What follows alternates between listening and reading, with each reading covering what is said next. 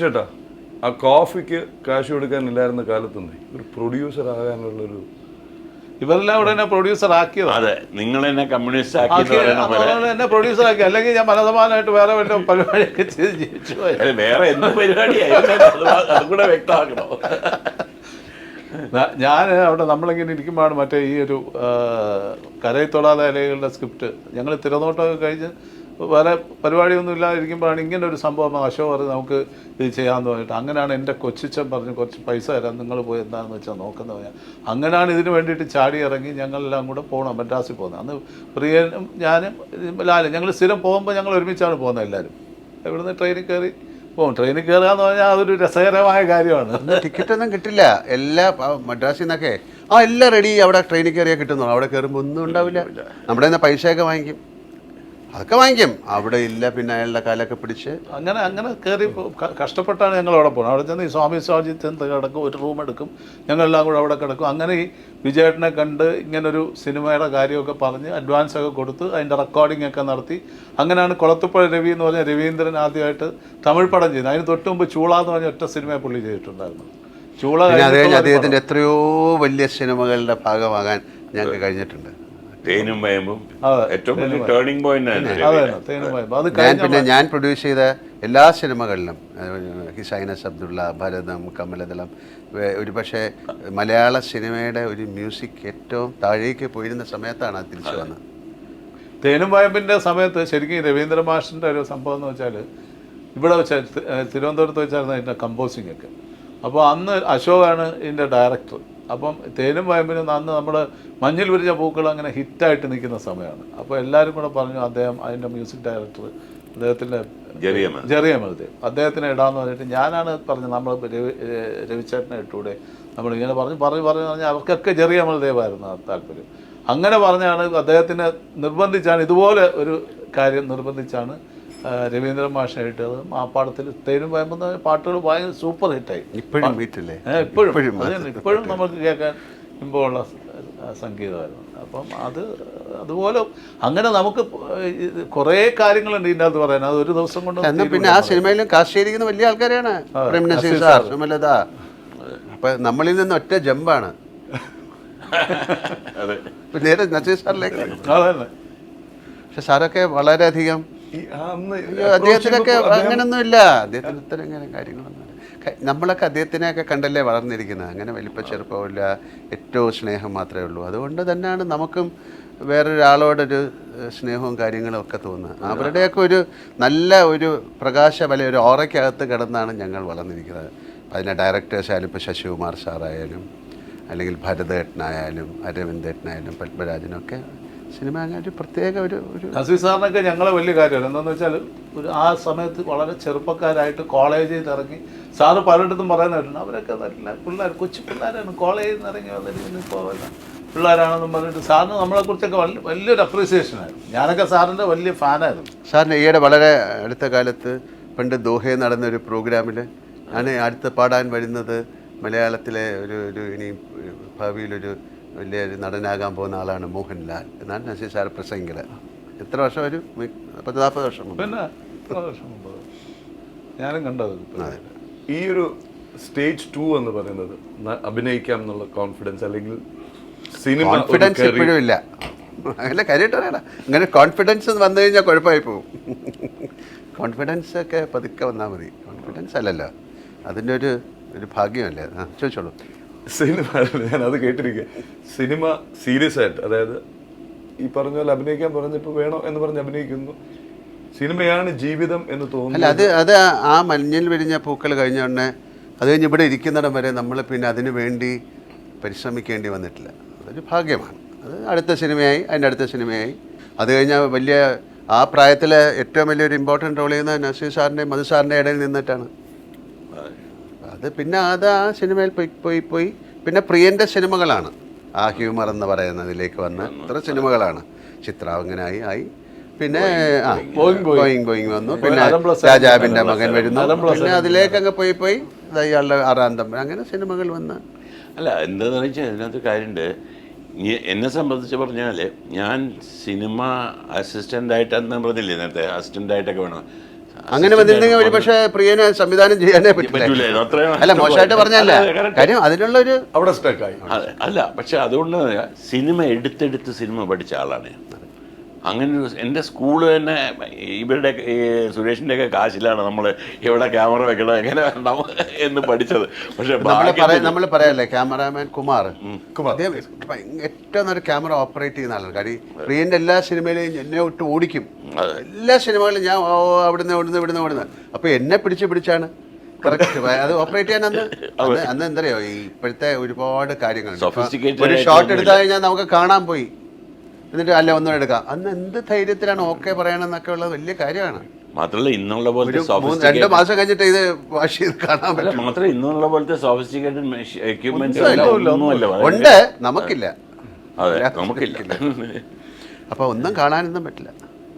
ഞങ്ങളുടെ ഒരു ആഗ്രഹമായിരുന്നു, ഞാൻ ചിത്രം എന്നുള്ള സിനിമയൊക്കെ ചെയ്ത് അത് നിന്ന് ഞാൻ നഗമോ മറ്റേതൊക്കെ പാടിയിട്ട് ഞാൻ പ്രിയ എൻ്റെ ഒരു ആഗ്രഹം, ഞാനും പ്രിയനും മാത്രം ആ പ്രസാദ് ലാബിൽ പാട്ടിങ്ങനെ ഇരുന്ന് കേൾക്കണം, ഇത് കാണാനുള്ള ആഗ്രഹമല്ലോ. അങ്ങനെ ഞങ്ങൾ രണ്ടുപേരും കൂടെ പോയി, ഞങ്ങൾ രണ്ടുപേരും കൂടെ മാത്രം ആ പാട്ടിട്ട് കേട്ടു. അതൊക്കെ ഒരു വലിയ കാര്യമല്ലേ. അതൊക്കെ ഒരുപാട് വർഷം, 1.5 വർഷം എടുത്തു തോന്നുന്നു ആ സിനിമ തീരാനായിട്ടത്. സിനിമ തുടങ്ങിക്കഴിഞ്ഞപ്പോൾ 5 ദിവസത്തെ ഷൂട്ടിങ് കഴിഞ്ഞപ്പോൾ രഞ്ജിനിക്ക് ഒരു അൾസർ ഇഷ്യൂ വന്നിട്ട് പടം നിന്നുപോയി. പിന്നെ 1 വർഷം അത് കഴിഞ്ഞ് വെള്ളാനങ്ങളുടെ നാടും ആര്യനും റിലീസ് ചെയ്ത് കഴിഞ്ഞിട്ടാണ് ചിത്രം വരുന്നത്. അതിനുശേഷം എത്രയോ കാലങ്ങൾക്ക് ശേഷം വീണ്ടും വരുന്നത്. പക്ഷെ അതിനകത്തൊരു കാര്യമുണ്ട് കേട്ടോ, ആ സിനിമ ഞാനൊരു കാര്യം ഓർക്കുന്നുണ്ട്. അത് എൻ്റെ അടുത്ത് അന്ന് വേണുചേട്ടൻ പറഞ്ഞു. അതായത് ഈ അന്ന് 1.5 വർഷത്തിന് ശേഷം പിന്നീട് അത് തുടങ്ങുന്ന ഊട്ടിയിൽ തുടങ്ങിയിട്ട് വേണം ഇങ്ങോട്ട് വരാൻ. അന്ന് എക്സിറ്റ് വിട്ട ഷാട്ടുകളുണ്ട് പുറത്തോട്ട് പോകുന്നത് സെറ്റിൽ നിന്ന്. പക്ഷേ അന്ന് എക്സിറ്റ് വിട്ട ഷോട്ട് ഇത്രയും വർഷം കഴിഞ്ഞിട്ട് ലാൽ ചെയ്യുന്ന സമയത്ത് എൻ്റെ ഇടത്ത് കൈയിലായിരുന്നു, എൻ്റെ വലത്ത് കൈയിലായിരുന്നു എന്ന് പറയുമ്പോൾ ഞാൻ അപ്പോൾ വേണിച്ചേട്ടൻ എൻ്റെ അടുത്ത് പറഞ്ഞു, അത് പ്രിയ, അത് എല്ലാ ജെന്യുവൻ ആക്ടേഴ്സിനും അത് ഓർക്കാൻ കഴിയും. അത്ര കമ്മിറ്റഡ് ആയിട്ടാണെങ്കിലേ ഓർക്കാൻ കഴിയുള്ളൂ. അതായത് ശിവാജി ഗണേശൻ്റെ ഒരു സീക്വൻസിനെ കൂട്ടി പോയി. അദ്ദേഹം ഒരു സെറ്റിൽ ഭസ്മം ഇട്ടിട്ട് പുറത്തോട്ട് വരുന്ന സീനുണ്ട്. ആ സമയത്ത് പുള്ളി പുറത്ത് പോകുന്ന വഴിക്ക് അങ്ങനെ ഇട്ടിട്ട് പുറത്തോട്ട് വരണം. അപ്പോൾ നെക്സ്റ്റ് പുറത്താണ് പോലും. എത്രയോ നാൾ കഴിഞ്ഞ് ശേഷം എടുക്കുന്ന സമയത്ത് മൂക്കിൽ അതിൻ്റെ പൊടിയിട്ട് തുടച്ചിട്ടാണ് വന്നതാണ്. എത്രയോ നാൾ കഴിഞ്ഞിട്ടാണ് പിന്നെ എക്സ്റ്റീരിയർ എടുക്കുന്നത്. അത് കമ്മിറ്റഡ് ആയിട്ടുള്ള എല്ലാ ആക്ടേഴ്സിനും അറിയാം ഞങ്ങളിങ്ങനെ ചെയ്യുള്ളൂ. അത് നമ്മൾ ഇതില്ലെങ്കിൽ ഇപ്പം ലാൽ പറഞ്ഞു കഴിഞ്ഞപ്പോൾ വേണിച്ചിട്ട് പറഞ്ഞു ഞാൻ പറയുന്നത് ശരിയായിരിക്കും. കാര്യം അങ്ങനെ ചെയ്യുള്ളൂ എന്ന് ഷുവറാണ്. 1.5 വർഷം കഴിഞ്ഞാലും ഞാൻ എങ്ങനെ ചെയ്തിരിക്കുള്ളൂ. കണ്ടിന്യൂറ്റിക്ക് ഇല്ല, കണ്ടിന്യൂറ്റി അസിസ്റ്റന്റ് ഇല്ല. കാലവും കഴിഞ്ഞു, റിപ്പോർട്ടും കൂടെ വർക്ക് ചെയ്തതും പോയി അകത്തുനിന്ന് പുറത്തേക്ക് വന്നിരിക്കുകയാണ്.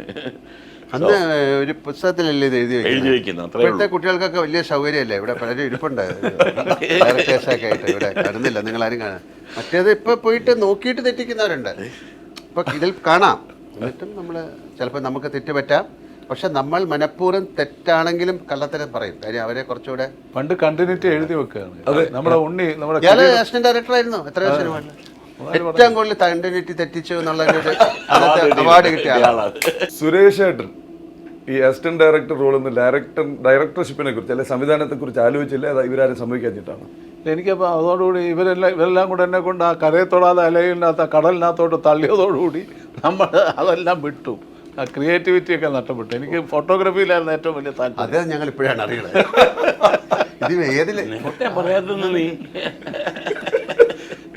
എനിക്ക് ഏറ്റവും താല്പര്യം ഫോട്ടോഗ്രാഫിയിലായിരുന്നു. ഇഷ്ടം പോലെ അന്ന് പോയി ഫോട്ടോസ് എടുക്കും. എൻ്റെ ഐറ്റം നമ്മളാരും കണ്ടിട്ടില്ല. ഷൂട്ട് ചെയ്യും. ലാലിനെ ഷൂട്ട് ചെയ്തിട്ടുണ്ട്. ലാലും എൻ്റെ വീടിൻ്റെ മുകളിലത്തെ പടിക്കെട്ടിൽ നിന്ന് ഇറങ്ങി വന്ന് ഞാൻ ഷൂട്ട് ചെയ്തിട്ടുണ്ട്. അതായത് പടിക്കെട്ടിൽ നിന്ന് ഇറങ്ങി വരുന്നതാണ്. അതൊക്കെ അന്ന് അതല്ലേ പറ്റൂ, നമ്മുടെ ക്യാമറ വെച്ചിട്ട് 8mm ക്യാമറ വെച്ച് അതല്ലേ പറ്റത്തുള്ളൂ. അതായിരിക്കണം ആദ്യമായിട്ട് നടന്നു വരുന്ന ഒരു സംഭവം. ഒരു ക്ലെയിം കൂടെ. പക്ഷെ അത് വേറെ ആരെങ്കിലും കിട്ടണ്ടേ, ഇവനെ ആരെങ്കിലും നിന്ന് കൊടുക്കട്ടെ. അല്ല, അസിസ്റ്റന്റ് ഡയറക്ടറായിട്ട് വർക്ക് ചെയ്തിട്ടില്ലേ? വർക്ക് ചെയ്തു. അപ്പോൾ അത് കഴിഞ്ഞിട്ട് പിന്നെ എനിക്ക് അതിനെക്കുറിച്ച് ഒരു താല്പര്യം. പിന്നെ പ്രൊഡക്ഷനിലോട്ട് അങ്ങ് നീങ്ങിയോടുകൂടി അതെല്ലാം വിട്ടു. അല്ലെങ്കിൽ ഇന്ന് പ്രിയനൊന്നും ഇവിടെ ഇരിക്കില്ല, ഞാനല്ലേ ഡയറക്ടർ. പിന്നെ ഒരുപാട് അവൻ എൻ്റെ ചോദിച്ചു indirectly directed by Suresh Kumar ഇടാൻ പറ്റും. ഞാൻ പറഞ്ഞു അങ്ങനെ ഒരു ടേമേ ഇല്ല. ഇതൊരു സക്സസ് ആണ്, കരിയറാണ്. അതുവരെ ചെയ്തതെല്ലാം പാഷനാണ്. കൊച്ചച്ചൻ കാശ് എന്നും ഇവരോടുള്ള സ്നേഹം, സൗഹൃദം.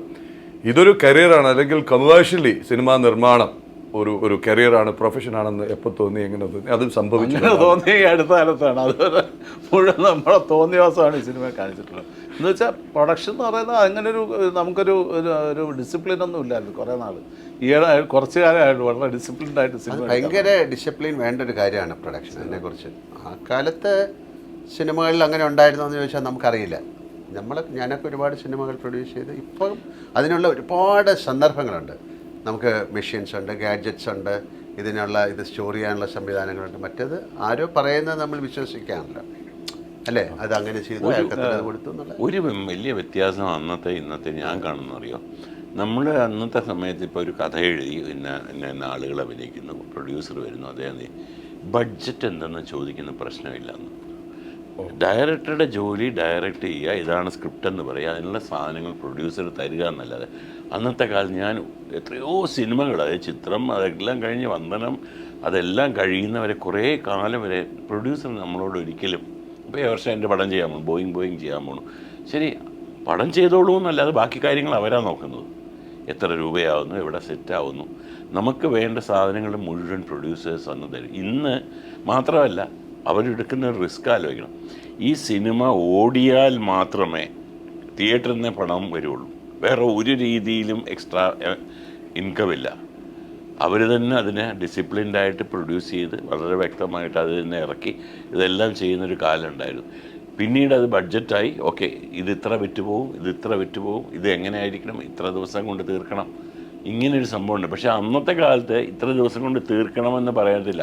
എനിക്കിപ്പോഴും അറിയില്ല, ഇപ്പോൾ ലാലൊക്കെ ഇത്രാം തീയതി തൊട്ട് ഇത്രാം തീയതി വരെ ആ ഡേറ്റ് കൊടുത്തിട്ടുണ്ട്, അത് കഴിഞ്ഞ് നീ പടം ചെയ്തോ എന്ന് പറയുന്നത് എങ്ങനെയാണ് ഈ കാൽക്കുലേഷൻ എപ്പോഴും മനസ്സിലായത്. കാരണം ആ ഡയറക്ടർ ആ സമയത്ത് സിനിമ തീർക്കും, അതിന് മുകളിലോട്ട് പോകില്ല. കാര്യം ഇന്ന് എനിക്ക് ഇപ്പോൾ ഈ നമ്മുടെ ഒരു കൂട്ടായ്മയുടെ കാര്യമാണെങ്കിൽ ഇതിൽ കൂടെ ഒരു കാര്യം കൂടെ പറയാനുണ്ട്. കാര്യം ഇന്നത്തെ തലമുറ അന്നത്തെ ഫിലിം മേക്കിംഗ് തമ്മിലുള്ള വ്യത്യാസം, ഞാൻ എൻ്റെ ഗുരുക്കന്മാരെ നിന്ന് സിനിമ കണ്ടുപഠിച്ചതാണെങ്കിൽ കൂടെ എനിക്ക് പറയേണ്ടായിരുന്നു. ആവശ്യമുള്ളത് എന്തെന്നുള്ളത് മാത്രമേ നമ്മൾ സിനിമയിൽ എടുക്കുള്ളൂ. അല്ലാതെ ഇവിടുന്ന് എല്ലാം കൂടെ എടുത്ത് വാരി കൂട്ടിയിട്ട് പിന്നീട് എഡിറ്ററുടെ മുമ്പിൽ കൊണ്ടിട്ടിട്ട് വെട്ടി ഒരു സിനിമയാക്കുന്നൊരു സിസ്റ്റം അന്നില്ലായിരുന്നു. ഇന്നതാ മൾട്ടി അതിനുള്ള സൗകര്യങ്ങളുണ്ട്, അവരെ കുറ്റം പറഞ്ഞിട്ട് കാര്യമില്ല. പിന്നെ മലയാള സിനിമ അന്ന് ഒരു എൻറ്റിറ്റി വൈസ് ചെറിയൊരു സ്റ്റേറ്റ് ആയിരുന്നല്ലോ. ഇപ്പം അത് വളർന്ന് വലുതായി. ഇപ്പം നമുക്ക് അത് ഡബ് ചെയ്ത് തമിഴിൽ കാണിക്കാം, തെലുങ്കിൽ കാണിക്കാം. പിന്നെ പാൻ ഇന്ത്യൻ ഫിലിമായി മറ്റ് സിനിമകളോട് മത്സരിക്കാൻ തയ്യാറായിട്ട് നമ്മളിങ്ങനെ വലിയ സിനിമകൾ എടുക്കണം, അതിനുള്ള സൗകര്യങ്ങളുണ്ട്. പിന്നെ സിനിമ ഒരു പ്രൊഡ്യൂസർ സക്സസ് ആവോ ഇല്ലയോ എന്ന് അതിൻ്റെ മാജിക്, ഒരു റെസിപ്പി, ഒരു വിചിത്രമായ റെസിപ്പിയാണ്, അത് ആർക്കും അറിയില്ല, അത് സംഭവിക്കുന്നതാണ്. അപ്പോൾ ഒരുപാട് പേരുടെ ഒരു കൂട്ടായ്മയിലുള്ള ഭാഗ്യവും എല്ലാം കൂടെ ചേർന്നാണ് ഒരു സിനിമ സക്സസ്ഫുൾ ആകുന്നത്. അല്ല ആദ്യമേ ഈ സിനിമ ലോകത്തെ ഏറ്റവും പ്രഗത്ഭരായ സംവിധായകർ, പ്രൊഡ്യൂസേഴ്സിൻ്റെയൊക്കെ സിനിമ ഭയങ്കരമായിട്ട് ഫ്ലോപ്പായി പോയിട്ടുണ്ട്. അതിൻ്റെ രഹസ്യം അറിയില്ല. ഇപ്പോൾ ഈ അടുത്ത കാലത്ത് ആലോചിച്ച് നോക്കുക, ദേവദൂതൻ, അങ്ങനെ സിനിമയെ പറ്റി എടുത്ത് പറയല്ലേ, ആ സിനിമ ഇപ്പോൾ ഭയങ്കര ഹിറ്റായിട്ട് മാറി, വളരെ സൂപ്പർ ഹിറ്റാണെന്നല്ല. അന്ന് ഓടിയില്ല, ഇന്ന് അത് എഡിറ്റ് ചെയ്ത് അതിന് ലെങ്ത് കുറച്ച് റിലീസ് ചെയ്തപ്പോൾ അതിന് ആ സൗകര്യങ്ങൾ, ആ ശബ്ദം, ആ കാര്യങ്ങൾ അന്ന് ഇത്തരം തിയേറ്ററുകളില്ല. അപ്പം അതിനുള്ള സംവിധാനങ്ങൾ മാറിയപ്പം ഇപ്പം മണിച്ചിത്രത്താഴ് എന്നുള്ള സിനിമ, സ്ഫടികം എന്നുള്ള സിനിമ. അല്ല, ദേവദൂതൻ്റെ കാര്യം പറഞ്ഞു, എൻ്റെ മകനാണ് ഭയങ്കര എക്സൈറ്റഡ് ആയിട്ട്, അത് ന്യൂ ജനറേഷൻ വന്ന് എക്സൈറ്റഡ് ആയിട്ട് പറയുന്നുവെങ്കിൽ അന്നപ്പോൾ ആ സിനിമ എവിടെയോ എന്തോ റെക്കഗ്നൈസ് ചെയ്യാതെ പോയി. അല്ല, ഈ സൗണ്ടാണ് കാര്യം. ഭയങ്കര സൗണ്ടിൻ്റെയൊക്കെ പോസിബിലിറ്റി എന്ന് പറയുന്നത് നമ്മുടെ തിയേറ്ററുകൾ മാറി, സിസ്റ്റങ്ങൾ മാറി. അപ്പം നമുക്ക് സിനിമ കൂടുതൽ എൻജോയ് ചെയ്യാൻ പറ്റുന്ന ഒരു തലമുറയുണ്ടായി. പക്ഷെ അതിൽ നിന്ന് മനസ്സിലാക്കുന്ന ഒരു കാര്യം എന്ന് വെച്ചാൽ ഇന്നത്തെ ജനറേഷനും അന്നത്തെ സിനിമയെ അംഗീകരിക്കുന്നു എന്നുള്ളതാണ്. യെസ്. അപ്പം നമുക്ക് തെറ്റുപറ്റിയിട്ടില്ല, ഇന്നും അങ്ങനത്തെ സിനിമകൾക്കുള്ള സ്കോപ്പുണ്ട്. പക്ഷേ അങ്ങനെ ഇന്നത്തെ ആൾക്കാർ ചിന്തിക്കാത്തത് കൊണ്ട് മാത്രമാണ് അങ്ങനത്തെ സിനിമകൾ ഉണ്ടാവാത്തത്. നമ്മളിപ്പോൾ 6-ാം തമ്പുരാൻ റീമാസ്റ്റർ ചെയ്ത് തുടങ്ങി, അതിൻ്റെ ജോലി തുടങ്ങി അതിൻ്റെ എല്ലാം കിട്ടിയല്ലേ, പ്രിൻ്റൊക്കെ എല്ലാം. ഒത്തിരി സിനിമകളുടെ പ്രിൻ്റൊക്കെ നഷ്ടപ്പെട്ടു. അതൊന്നും ഒരു ആർക്കി പ്രോപ്പറായിട്ട് സൂക്ഷിക്കാനുള്ള സംവിധാനങ്ങളൊന്നും ഉണ്ടായിരുന്നില്ല. അപ്പോൾ ഇനി അങ്ങനെ ചെയ്യണം. ഇപ്പോൾ എല്ലാം വേറെ സിസ്റ്റത്തിലേക്ക് മാറ്റാൻ കഴിയുമല്ലോ. ആധുനിക കാലത്തിലേക്ക് പ്രസന്റിലേക്ക് വരാം. അതിന് മുമ്പ് അവർ തമാശ കേട്ട് മറി വരാത്തതുകൊണ്ട് തേന്മാവിൻ കൊമ്പത്ത് സ്ക്രിപ്റ്റ് എഴുതാൻ കാര്യം എന്താണ് ഇങ്ങനെ മുൻകൂട്ടി എഴുതി കൊണ്ടിട്ട് കൊടുക്കുക? അങ്ങനെയല്ല, അതിൻ്റെ മെയിൻ കാര്യം എന്ന് വെച്ചാൽ ഞാൻ ആ കഥ സിനിമ തുടങ്ങുമ്പോൾ ലാലിനോട് കഥ പറഞ്ഞിരുന്നു.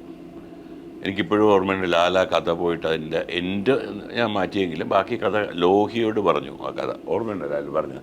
അതിന് ലോഹി പറഞ്ഞത് വളരെ ഡിഫറെൻ്റ് ആയിട്ടുണ്ടെന്ന് പറഞ്ഞു. പക്ഷേ അത് വിശ്വസിക്കുമോ എന്ന് ചോദിച്ചു എന്ന് ലാൽ പറഞ്ഞു.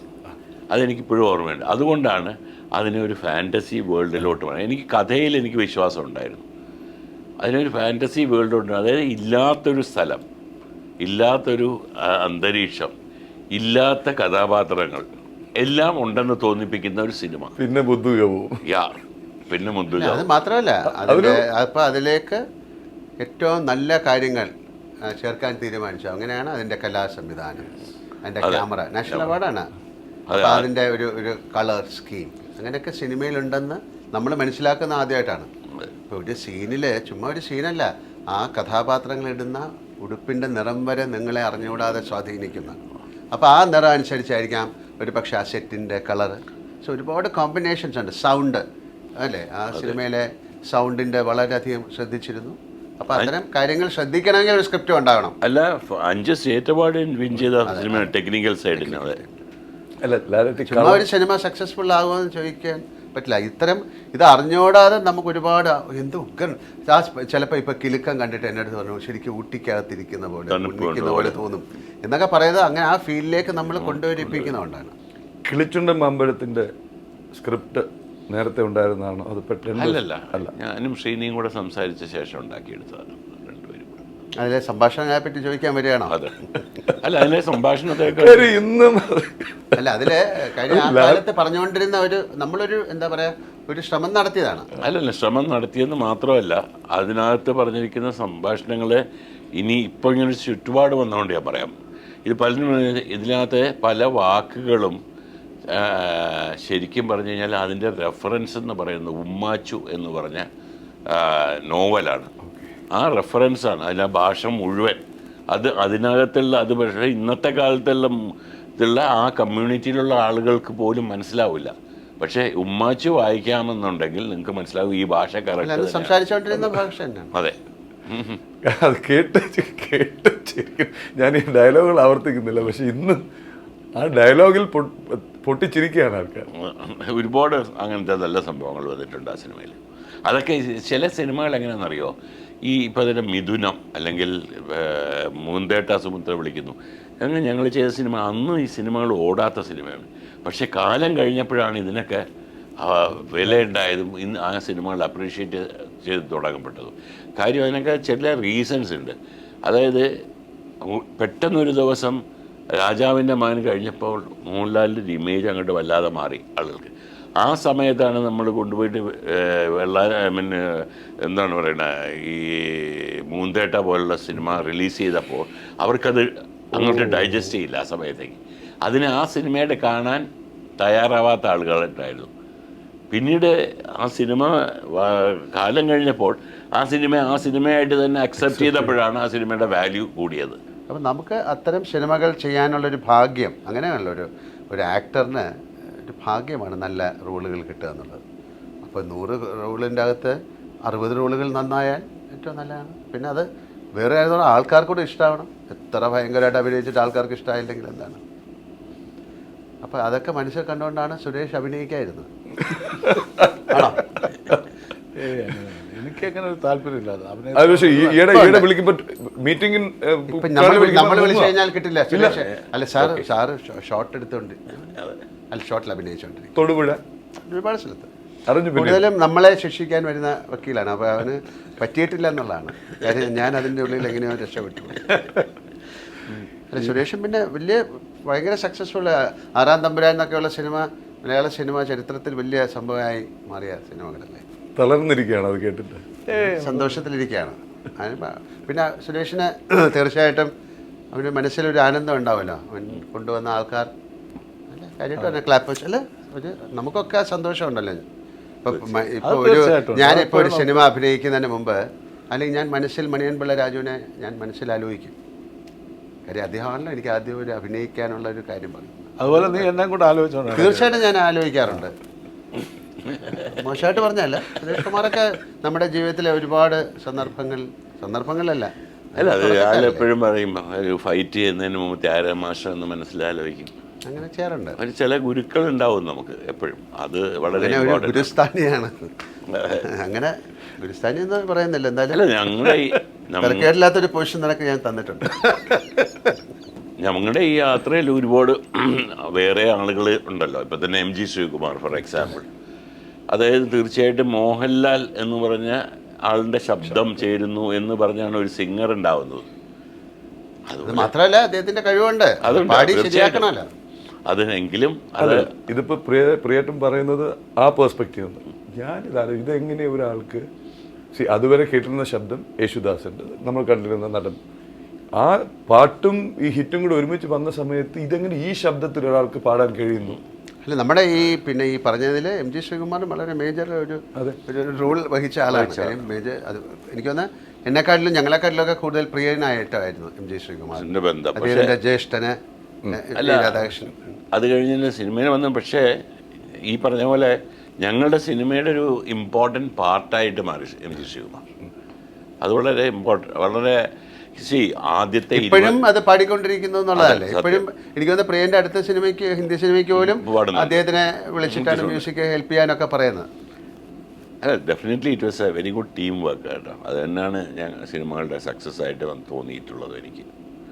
പലരും ചോദിക്കും നിങ്ങൾക്കൊരു സ്ഥിരമായൊരു ടീമാണല്ലോ, എന്താ മാറ്റാത്തത്? ഈ വെണ്ണയുണ്ടെങ്കിൽ നിർന്നായി വേറിട്ട് കരുതണമോ എന്ന് പറയുന്ന പോലെ എനിക്കിഷ്ടമുള്ള ആൾക്കാർ മുഴുവനുണ്ട്. അവരെനിക്ക് ഏറ്റവും നല്ല റിസൾട്ട് തരുന്നു. അപ്പം മറ്റൊരാളെ കുറിച്ച് നമ്മൾ ചിന്തിക്കില്ല. അവരൊന്നും ഇല്ലെങ്കിൽ മാത്രം മറ്റൊരാളെ കുറിച്ച് നമ്മൾ ചിന്തിക്കാറുള്ളൂ. ലാലേട്ടൻ മറ്റുള്ളവരെടുക്കുന്ന എഫർട്ടിനെ കുറിച്ച് പറഞ്ഞു. ലാലേട്ടൻ ഓരോരോ സിനിമയ്ക്കായിട്ട് എടുത്തിരുന്ന അത്രയും വിശദമായിട്ട് ഇപ്പോൾ പോകുന്നില്ല, ഇതെല്ലാം സൗഹൃദം. പക്ഷേ സംസ്കൃതം, അത് ഞങ്ങൾക്ക് സംസ്കൃതം ചോദിക്കാൻ പ്രത്യേക താല്പര്യമുണ്ട്. ജനൻ TV-യുടെ ആദ്യത്തെ സംസ്കൃതം വാർത്ത വായിച്ചത് ലാലേട്ടനാണ്. ഈയിടെ ഇത് കാണിച്ചു, വാർഷികം പ്രമാണിച്ച്. ഞങ്ങളുടെ സംസ്കൃത വാർത്തയുടെ വാർഷികവും വരികയാണ് ഒക്ടോബർ 2-ന്. കർണൻ, അതിൻ്റെ ഒരു ഇൻസ്പിറേഷൻ എന്തായിരുന്നു? അരങ്ങ് നമ്മളിലേക്ക് വന്നതാണ് കാര്യം. അല്ല, നാടകങ്ങൾ അഭിനയിച്ചിരുന്ന ആളാണല്ലോ ഞാൻ. എന്നോട് പെട്ടെന്ന് കാവാല സാറ് പറയുകയാണ്, എനിക്കന്ന് നാഷണൽ അവാർഡ് കിട്ടിയ സമയമാണ്, നിങ്ങൾ ഡൽഹി പോകുന്ന സമയത്ത് രാം ഗോപാൽ ബജാജ്, അദ്ദേഹമായിരുന്നു നാഷണൽ സ്കൂൾ ഓഫ് ഡ്രാമയുടെ ഡയറക്ടർ. അദ്ദേഹം ഒരു കാര്യമെന്ന് പറയും, ഞാൻ പറഞ്ഞു എന്താണ് സാർ? അതൊക്കെ അദ്ദേഹം പറയും. അദ്ദേഹം പറഞ്ഞതൊരു പ്ലേ ചെയ്യാമോ എന്നാണ്. ഞാൻ പറഞ്ഞു ചെയ്യാം. രംഗ് മഹോത്സവം എന്ന് പറഞ്ഞാൽ 82 നാടകങ്ങളാണ്. അപ്പോൾ അതിലൊരു പ്ലേ ലാൽ ചെയ്യാമെന്ന് ചോദിച്ചു. ഞാൻ പറഞ്ഞു ചെയ്യാം. ഞാൻ പറഞ്ഞു സാർ എന്താണ് അതൊക്കെ കവാലം പറയുമെന്ന് പറഞ്ഞു. ഞാൻ വന്ന് പറഞ്ഞു സാർ ഞാൻ കണ്ടിരുന്നു, ഇങ്ങനെ പറഞ്ഞു. അപ്പോൾ ഞാൻ എന്ത് പ്ലേ ചെയ്യാം? ഞാൻ പറഞ്ഞു സാർ നമുക്കൊരു മലയാളം പ്ലേ ചെയ്യാം, അല്ലെങ്കിൽ ഒരു ഇംഗ്ലീഷ് പ്ലേ ചെയ്യാം. അപ്പോൾ പറഞ്ഞു അതൊക്കെ എല്ലാവരും ചെയ്യുന്നതല്ലേ, നമുക്കൊരു സംസ്കൃത പ്ലേ ചെയ്യാം. ഞാൻ കുറച്ചൊന്ന് ബോധം കെട്ട് വേണ്ടിയിട്ടിരുന്നു. കാര്യം നമുക്കറിയാത്തൊരു Greek, like Greek to me എന്ന് പറയും. എനിക്ക് അറിഞ്ഞുകൂടാത്തൊരു ഭാഷയല്ലേ. നമ്മൾ സാർ എനിക്കറിയില്ല. അതൊക്കെ ഒരു കുഴപ്പമില്ല, ലാലിന് ചെയ്യാൻ പറ്റും. ആ ഒരു കോൺഫിഡൻസ് എന്ന് പറയുന്നത് അദ്ദേഹത്തിൻ്റെ മുഖത്ത് കണ്ടു. അത് നമ്മളൊരു ഹിപ്നോട്ടൈസ് ചെയ്യുന്ന പോലെയാണ്. അല്ലെങ്കിൽ ഞാൻ എങ്ങനെയാണ് ചെയ്യുന്നത്? ഞാൻ പറഞ്ഞു എന്താ ചെയ്യേണ്ടത്? അപ്പം ഞാൻ വായിച്ച് നോക്കിയപ്പം അത് തന്നെ വായിക്കാൻ വയ്യ. ഒരു 3 മിനിറ്റ് കൊണ്ട് വായിച്ച് കഴിയും. അപ്പോൾ ഈ പ്ലേ ചെയ്യണമെങ്കിൽ 2 മണിക്കൂർ എടുക്കും. ഹൈലി സ്റ്റൈലൈസ്ഡ് പ്ലേ ആണ്. അതും ഈ പ്രിയനൊക്കെ ഉള്ളൊരു കാര്യമാണ്, ഞാൻ പറഞ്ഞുതരാം. അപ്പം ഞാൻ പറഞ്ഞു സാർ ഞാനിത് എങ്ങനെ എനിക്ക് ഇല്ലില്ല, ഞാനത് ലാലിനെ വായിച്ച് അതെങ്ങനെയാണ് പറയേണ്ടത്, അതിൽ പാട്ടുകളുണ്ട്, കാര്യങ്ങളുണ്ട്, അത് അയച്ചു തരാം, ലാലിത് ചെയ്യാൻ പറ്റും. കാക്കക്കുയിൽ എന്ന് പറയുന്ന സിനിമയുടെ ഷൂട്ടിങ്ങാണ് ആ സമയത്ത് നടക്കുന്നത്. അതായത് മലയാള സിനിമയിൽ മിക്ക ആൾക്കാരും അവിടെ ഉണ്ട്. അവിടെ നിന്ന് എന്ത് പഠിക്കാനാണ്? ഇതിൻ്റെ ഇടയിൽ, ഷൂട്ടിങ്ങിൻ്റെ ഇടയിലും അത് കഴിഞ്ഞാൽ ഭയങ്കര തമാശകളും കാര്യങ്ങളല്ലേ. ഞാൻ വിചാരിച്ചത് എന്താ ചെയ്യുക, കാര്യം നാടകം ചെയ്താണ് പഠിക്കേണ്ടത്. ഞാൻ വിചാരിച്ചത് ആദ്യം പഠിക്കാം എന്നിട്ട് ചെയ്യാം. അങ്ങനെ നാടകത്തിൽ ചെയ്യാൻ പറ്റില്ല. അപ്പോൾ ഈ സംസ്കൃതം എങ്ങനെ പഠിക്കും കാണാതെ? 2 മണിക്കൂർ പഠിക്കണ്ടേ? ഞാൻ രാവിലെ ബാത്റൂമിലിരുന്ന് പഠിക്കും, കുളിക്കുമ്പോൾ ഇരുന്ന് പഠിക്കും, ഫ്ലൈ ചെയ്യുമ്പോൾ പഠിക്കും, കാറിലിരുന്ന് പഠിക്കും. കാര്യം ഈ സെറ്റിൽ പോയാൽ പഠിക്കാൻ പറ്റില്ല. അവിടെ അപ്പോഴത്തേക്ക് നമ്മളെ വിളിക്കുക, എന്തെങ്കിലും തമാശകൾ. അങ്ങനെ മെമ്മറൈസ് ചെയ്തു. എന്നിട്ട് വന്നിട്ട് ഞാൻ 8 ദിവസം പ്രാക്ടീസ് ചെയ്തിട്ടാണ് നേരെ ഡൽഹിയിൽ പോകുന്നത്. അത് പ്രിയൻ കാണാൻ വന്നില്ല. അപ്പോൾ അത് ഒരു അത്യത്ഭുതമാണ്. അപ്പം ഞാൻ എൻ്റെ അങ്കിളിനോട് പറഞ്ഞു ഞാനിങ്ങനെ ചെയ്യാൻ പോകണം. അപ്പം ധൈര്യമായിട്ട് ചെയ്യൂ എന്ന് പറഞ്ഞു. അപ്പോൾ അപ്പം മോഹൻലാലാണ് ഇങ്ങനെ, അപ്പോൾ ഒറ്റ പ്ലേ ഉള്ളൂ സംസ്കൃതം, വേറെ ആരും ചെയ്യാറില്ല. ആ സമയത്തും എനിക്കൊന്ന് ഇപ്പോഴും കവല സാറിൻ്റെ സോപാനം എന്നുള്ള ഗ്രൂപ്പേ സംസ്കൃത നാടകങ്ങൾ ചെയ്യാറുള്ളൂ. അല്ലെങ്കിൽ ചില ആൾക്കാരിരുന്ന് വായിക്കും. ഇത് നാഷണൽ സ്കൂൾ ഓഫ് ഡ്രാമയുടെ സെക്കൻഡ് ഇയറിന് പഠിക്കേണ്ട, സെക്കൻഡോ തേർഡ് ഇയറിനോ പഠിക്കേണ്ടതാണ്, ആരും ചെയ്തിട്ടില്ല. അത് ലൈവാണ് അല്ലേ, അവിടെ അങ്ങനെ കമാനി ഓഡിറ്റോറിയത്തിൽ മൈക്കൊന്നുമില്ല, അത് ഹിഡൻ മൈക്സൊക്കെയാണ്. അപ്പോൾ അവിടെ പോയി അപ്പോൾ ഞാൻ അന്ന് ശ്രീധരൻ സാറിന് പത്മശ്രീ എനിക്ക് കിട്ടിയ സമയമാണ്. ഞാൻ സാറിൻ്റെ അടുത്ത് പറഞ്ഞപ്പോൾ ഞാൻ ലാൽ ഞാൻ കാണാൻ വരുന്നുണ്ട്, ലാലല്ലേ അഭിനയിക്കുന്നത്. നമ്മൾ സാർ എനിക്ക് നല്ല സംസ്കൃതം അറിയാമെന്ന് പറഞ്ഞു. അപ്പോൾ സാർ എനിക്ക് അറിഞ്ഞുകൂടാ. അപ്പോൾ അദ്ദേഹം അത് തമാശയായിട്ട് കാര്യം, സംസ്കൃതം അറിഞ്ഞുകൂടാത്ത ഒരാളെങ്ങനെയാണ് സംസ്കൃത നാടകം ചെയ്യുന്നത്. ഞാൻ നാടകം പോയി ചെയ്തു, എനിക്കൊരു സ്റ്റാൻഡിങ് ഓവേഷൻ കിട്ടി. അത് കഴിഞ്ഞ് അവർ റിക്വസ്റ്റ് ചെയ്തു ഒരു പ്രാവശ്യം കൂടെ ചെയ്യാൻ, അങ്ങനെ വീണ്ടും ചെയ്തു അവിടെ. അത് കഴിഞ്ഞ് ഞാൻ ബോംബെയിൽ ചെയ്തു. എന്തുകൊണ്ടോ ഇവിടെ കേരളത്തിൽ ചെയ്യാൻ ആരും വിളിച്ചില്ല എന്നുള്ളതല്ല, പറ്റിയില്ല. അപ്പോൾ അത് എങ്ങനെ ചെയ്തു എന്ന് ചോദിച്ചു കഴിഞ്ഞാൽ ഇപ്പോഴും അറിഞ്ഞുകൂടാത്തൊരു, അത് കഴിഞ്ഞ ഒരു ഭാഗ്യമാണ്. അപ്പോൾ എൻ്റെ അമ്മാൻ പണ്ട് എന്നോട് ചോദിച്ചു, ഇത് ആദ്യമായിട്ട് ചെയ്യാണെന്ന് ആര് പറഞ്ഞു എന്ന് ചോദിക്കുന്നതിൻ്റെ അകത്തുള്ള ഒരു രഹസ്യമായിട്ടാണ് ഞാൻ വിചാരിക്കുന്നത്. കാര്യം എപ്പോഴോ ചെയ്തൊരു കാര്യമായിരിക്കാം. അത് കഴിഞ്ഞ് ഞാൻ സംസ്കൃത ഭാരതിക്ക് വേണ്ടിയിട്ട് അവരുടെ 7 പാട്ടുകൾക്ക് ഞാനാണ് അതിൻ്റെ തുടക്കം മുഴുവൻ പറഞ്ഞിരിക്കുന്നത്. അത് കഴിഞ്ഞിട്ട് എനിക്ക് പിന്നെ കാലടി സർവകലാശാല, സംസ്കൃത സർവകലാശാല ഒരു ഡീലിറ്റ് ഓണററി തന്നു. അതൊക്കെ അറിയാതെ സംഭവിക്കുന്നതാണ്. അതിനുശേഷം ഞങ്ങളൊരു പ്ലേയും കൂടെ ചെയ്യാൻ തയ്യാറായി. വിക്രമോർവശിയം എന്ന് പറഞ്ഞ കാളിദാസനാണ്. പക്ഷെ അപ്പോഴത്തേക്ക് അദ്ദേഹത്തിന് ആരോഗ്യ പ്രശ്നങ്ങളുണ്ടായി, നമ്മളെ വിട്ടുപോയി. അത് ഇനി ഒരിക്കലും ചെയ്യാൻ പറ്റുന്ന കാര്യമായിട്ട് എനിക്ക് തോന്നുന്നില്ല. പറ്റുമായിരിക്കും, പക്ഷേ എനിക്ക് പറ്റുമെന്ന് എനിക്ക് തോന്നുന്നില്ല. കാര്യം അത്രയും ആ ഒരു സമയത്ത് അത് സംഭവിക്കേണ്ടതായിരുന്നു. അപ്പം അതിൻ്റെ പിന്നെ അത് ആരെങ്കിലും കാണാനൊന്നും പറ്റാതായിപ്പോയി. കാര്യം ഇതാരും ഷൂട്ട് ചെയ്തിട്ടില്ല. പക്ഷെ പിൽക്കാലത്ത് എനിക്കത് കിട്ടി. അതിപ്പം യൂട്യൂബിൽ കാണാം. കണ്ടിട്ടുണ്ടോ? കാണാതാണോ ഇത്രയും പറഞ്ഞത്? ഞാൻ കണ്ടിട്ടുണ്ട്. അതായത് അപ്പോൾ ആധുനിക കാലത്തേക്ക് വന്നു, നിർമ്മാതാവായി, ഇനിയിപ്പോൾ ഡയറക്ടറാകാൻ ബറോസ് വിശേഷം. അത് ഡയറക്ടറാകാൻ വേണ്ടി അങ്ങനെ ഞാൻ എന്നോട് പലരും ആൾക്കാരും ചോദിച്ചിട്ടുണ്ട്. ഞാൻ പറഞ്ഞു അതൊരു പ്രത്യേക ജോലിയാണ്, അത് നാളെ ഡയറക്ടറാവാം എന്നങ്ങനെ ചെയ്യാൻ പറ്റില്ല. ഒരുപാട് കാര്യങ്ങളുണ്ട്. ആ സിനിമ എങ്ങനെ കൺസീവ് ചെയ്യണം എന്നൊക്കെ പറയും. പണ്ട് കാലത്ത് പറ്റുമായിരുന്നു. മോശമായിട്ട് പറഞ്ഞല്ലേ?